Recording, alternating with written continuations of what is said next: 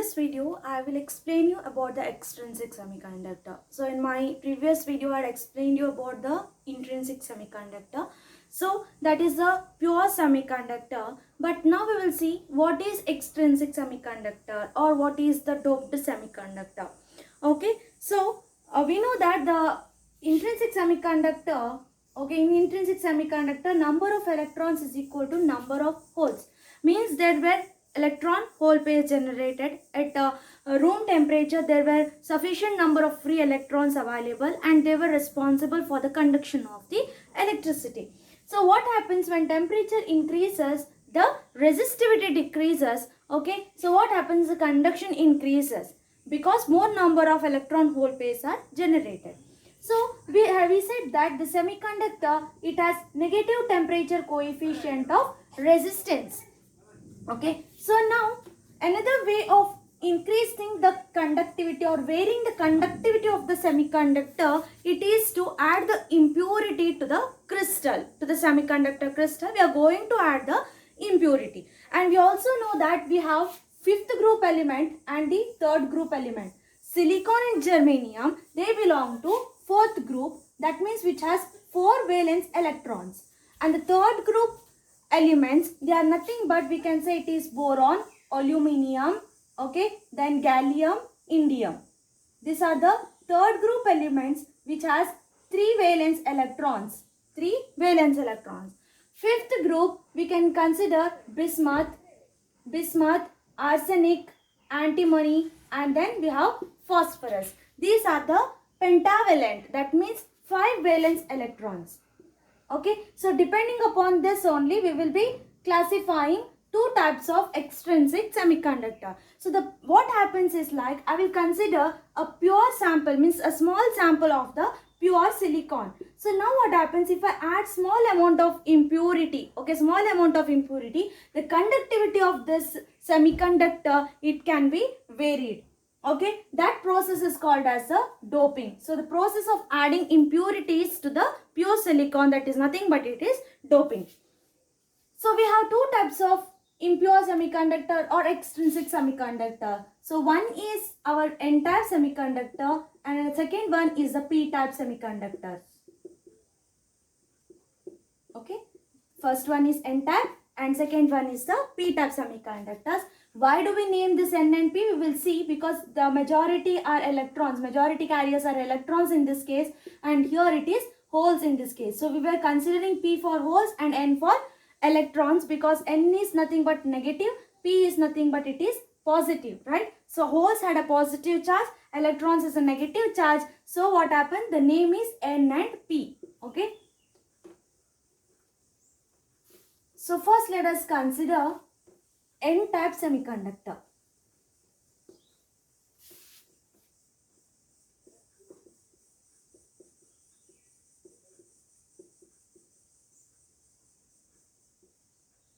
So this is one of the doped semiconductors or the extrinsic semiconductors. Now to the small sample, okay, of pure silicon, I will add a small amount of pentavalent impurities.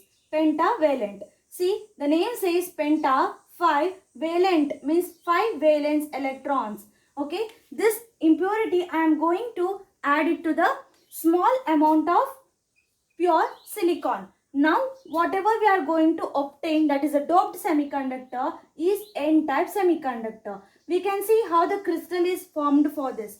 See, the size of the impurity atom, it is comparable, size of the impurity atom is comparable with the size of the silicon atom. Okay, so now what I will do, in the crystalline structure, I will replace one silicon atom with the phosphorus atom. We know phosphorus is a pentavalent impurity which has atomic number that is equal to 15. Atomic number is equal to 15. So when we solve this, we will be getting 5 valence electrons. That means 5 electrons are present in the outermost orbit. Now what I will do, I will replace this structure. Okay, this is plus 5, and I also have said you like why I am writing plus 5 and plus 4. Okay, that is inside the core.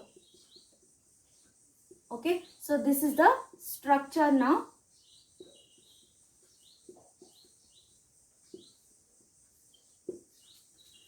see, this has 5 valence electrons. I'll consider one here. And these all have 4 valence electrons.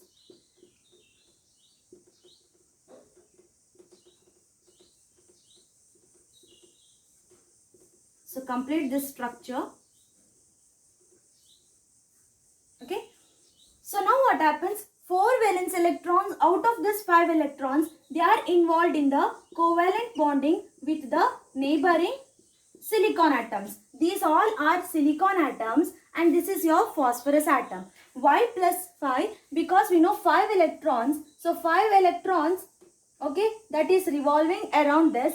It has 15 protons. Since 5 is in the valence orbit, remaining 10 will be here, right? So 10 and 10 it is cancelled, means they will neutralize, but extra 5 positive charges present. So I will write it as plus 5 and 5 valence electrons, that is around the core. Okay, similarly for silicon atom. So now what happens? The 4 valence electrons out of the 5, it is involved in the covalent bonding with the neighboring 4 silicon atoms. Now you can see there is one extra electron present here. Okay, this is the 5th valence electron. This is the 5th valence electron. Okay. Since it is in the outermost orbit, so it is loosely bound to the nucleus and very small amount of energy is sufficient, that is to make this electron far away from the affinity of the nucleus. Okay, so if I supply small energy, that is 0.01 electron volt for germanium and 0.05 electron volt for silicon, what happens? This electron, it becomes free electron. Okay, it becomes free electron. That means electron in the conduction band. Okay. And another thing is at room temperature, all such electrons become free electrons because energy will be sufficient and all will become free electrons, means they are available in the conduction band. And with that free electrons, we also have electron hole pairs generated due to the thermal generation. Okay, electron hole pairs are also generated because you know at room temperature the energy is sufficient, that what happens, the covalent bond starts breaking. Covalent starts breaking means what happens, the electron comes out, what happens, the hole is created here. So like this many electron hole pairs will be created. Okay, many electron hole pairs will be created. So let us consider the diagram here.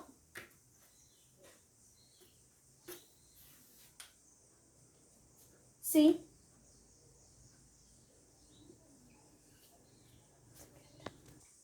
so let us consider the diagram here.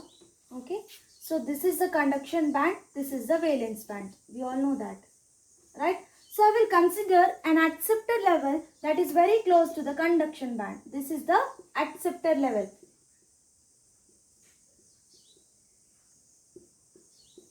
So now I said at room temperature there are many electron hole pairs generated, right? And we also know that at room temperature there are many free electrons available in the conduction band. That is because of the pentavalent impurity like phosphorus atom. Okay, so what happens, the electrons present here, okay, they will move to this conduction band. Okay, so this is nothing but I said 0.01 electron volt for germanium, 0.05 volt electron volt for silicon. Okay, so this is what, okay, the conduction band and the acceptor level. That means acceptor, sorry, it's not acceptor level, it is impurity level. Sorry, it's impurity level. Impurity level is just below the conduction band and that gap is 0.01 electron volt and 0.05 electron volt. Since this phosphorus atom, it is donating electrons, right? We saw in the crystal structure that one electron was free and with the energy that is equal to this, when it is supplied, it became free electron. So it is donating the electron. It is donating electron. Since it is donating electron, it is also called as donor impurity atom, right? It is also called as donor impurity atoms. So this is impurity level, or it is also called as the donor level. Donor level. So we can see the electrons from this phosphorus atom, they are donating. So what happens? When I apply this energy, it became free electrons. So now see the free electrons in the conduction band, see the holes in the valence band. You can see number of free electrons, it is more than the number of holes, right? See, there are 6 free electrons, there are 3 holes here. So number of free electrons is greater than the number of holes. And now what happens? Any of the electrons can recombine with these holes, that is emitting a photon or energy. So what happens? We can say recombination rate is also more than in the intrinsic semiconductor. Recombination rate is more than in the intrinsic semiconductor, that is in the n-type semiconductor. Okay, so what happens? This electron can recombine with this, or this can recombine with this, or this can recombine with this. So recombination rate is more. See, another point to notice here is, since it is donating the electron, instead of this, what happens? It will get the positive charge. It becomes positive immobile ion. Positive immobile ion. Why it is immobile? Because the electrons, they are tightly bound to the nucleus of the atom. Okay, so they cannot move. They cannot move. So it is positive immobile ion. They cannot move. Okay, so since it is donating 3 electrons, we got 3 positive ions here. Now you can say, okay, you generally what we will say, so number of free electrons is more than the number of holes. So I will say n-type semiconductor is negatively charged, but that's not right. It is electrically neutral. N-type semiconductor is electrically neutral. Why? See, because see, this is the electron hole pair created. That means the positive, you know, hole has a positive charge. So the positive charge, it balances the negative charge of the free electron which are created in pairs. But now see here, you say that we have addition of 3 electrons, that is from the impurity atom. Okay, I got 3 electrons, so you have to get minus 3 as your charge. But no, see, this negative charge, it is balanced by this positive ion, positive immobile ion. So everything is balanced here, right? So n-type semiconductor is electrically neutral. Okay, it's electrically neutral. So in this, I can consider, see, if I denote this black as electrons, we have more number of electrons. Okay, then this is the donor ion. I will consider this as donor ion, and I will consider holes. See, we have 1, 2, 3, 4, 5, 6, 7, 8, 9 electrons I have represented, and I have represented 4 immobile ions. Okay, so remaining is 5 holes, right? Okay, so this is the representation for n-type semiconductor, where this is your electron, where this is the hole, and this is your positive immobile ion or the donor ion. Immobile ion, or it is also known as donor ion. Okay, see, number of holes plus donor ions, that is equal to number of free electrons generated. Number of free electrons generated. You can see here 3 plus 3, we have 6. 3 holes plus 3 ions, we have 6. And what are the free electrons generated? It is 6. So 6, 3 plus 3. So 3 plus 3, that is equal to 6. That is what I have written here. Okay. See, we have more number of free electrons than the holes. That means electrons are the majority charge carriers. Electrons are the majority charge carriers, and holes are the minority charge carriers in n-type semiconductor. Since number of electrons is more, the name is n-type semiconductor. Okay, n-type semiconductor. So next, let us go to the another type of extrinsic semiconductor, that is the p-type semiconductor. Okay, we will go and study about the p-type semiconductor. So we saw like what happens when the pentavalent impurity is added to the pure silicon. But now in p-type semiconductor, we will take a pure sample of means sample of a pure silicon. Then we will add the trivalent impurity. Trivalent impurity, we know that it is boron, indium, gallium, aluminum. All these I am going to add, or any one of these I am going to add to this pure silicon. This has 3 valence electrons and this has 4 valence electrons. Okay. This process is also called as doping because I am adding the impurity to the pure silicon. So here I will write the structure now. So we know that the size of the impurity atom is comparable with the size of the silicon. So I will replace one with the boron. Okay. And here that is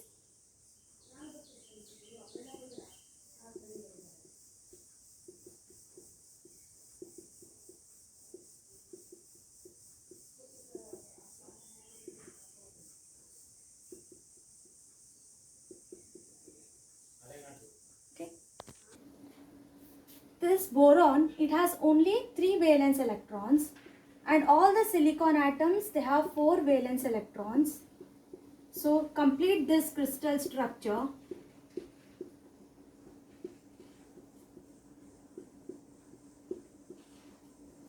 Okay, so 3 of the valence electrons, means boron has 3 electrons, right, valence electrons, that will be forming the covalent bond with the neighboring 3 silicon atoms. So these are all the covalent bonds. Okay. So it will be forming with the neighboring atoms. Okay. So now what happens? It doesn't have 4 valence electrons, but you know that silicon atom, it has 4 valence electrons. Now there is short of 1 valence electron to form the covalent bond. So they cannot, means it does not have the 4th covalent bond.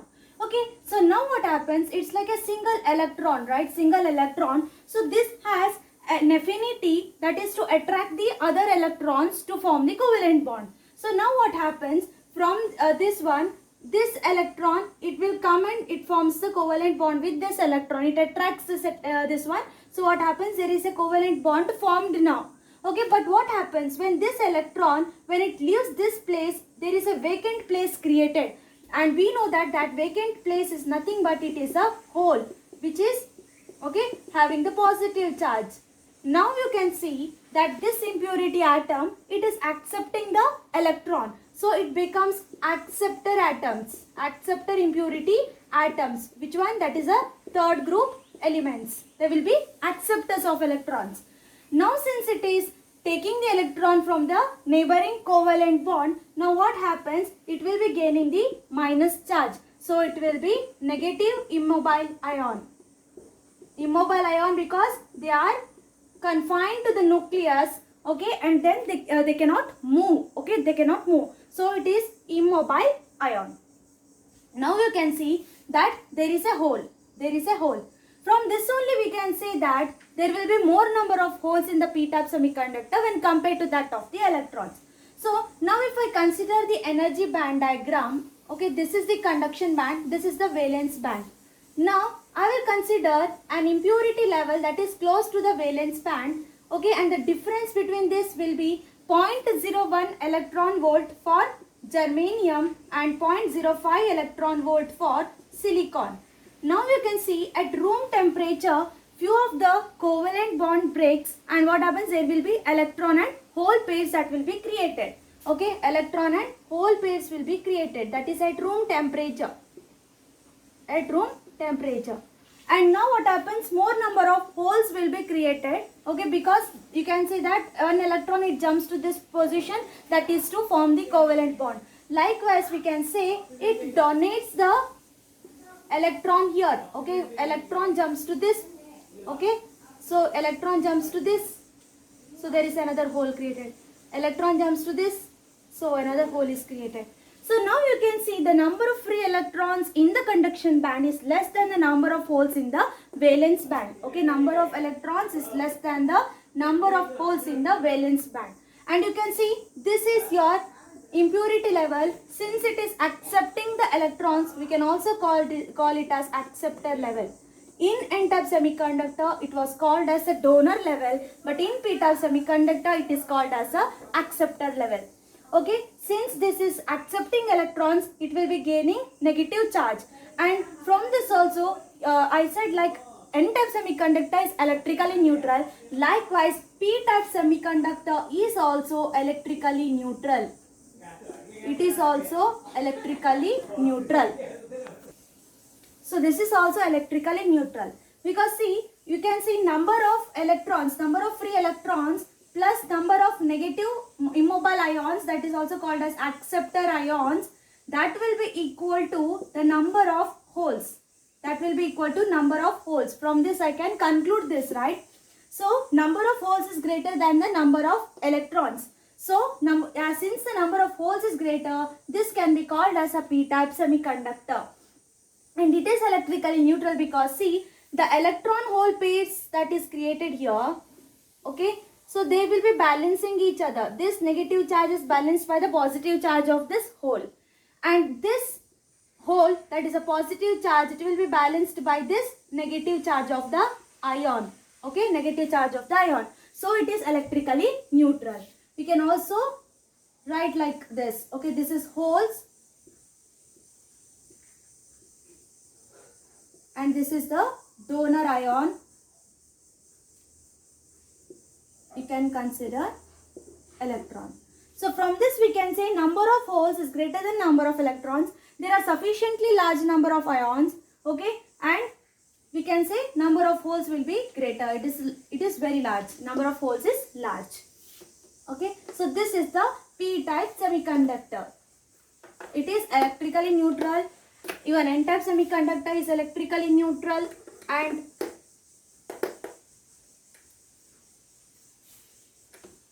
n-type because electrons are majority carriers. In p-type, holes are the majority carriers. Okay.